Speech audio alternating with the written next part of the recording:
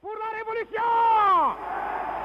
pour le progrès et la paix, le colonialisme, l'impérialisme, le néocolonialisme, victoire, honneur, gloire, vive, vive, vive.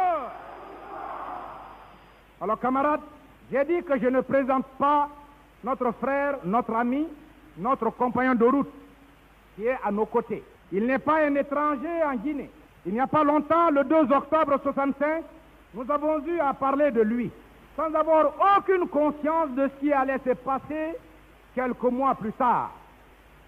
Nous avons parlé de l'homme comme un Nkrumah, artisan infatigable de la construction de la patrie africaine. Les traîtres ghanéens se sont trompés en pensant que Nkrumah est un Ghanéen. Il n'est même pas un simple Africain, il est un homme tout court, un homme universel.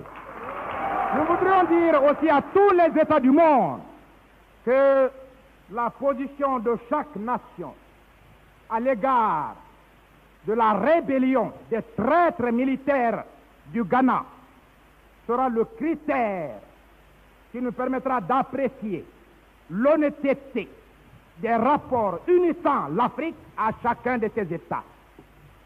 À partir d'aujourd'hui, toute radio, qu'elle soit de Washington, de Paris, de Londres, de Bonn, de Moscou, de Pékin, toute radio qui soutiendra la rébellion en Afrique, nous considérerons l'État qui en est responsable comme le promoteur de la rébellion et de la trahison en Afrique.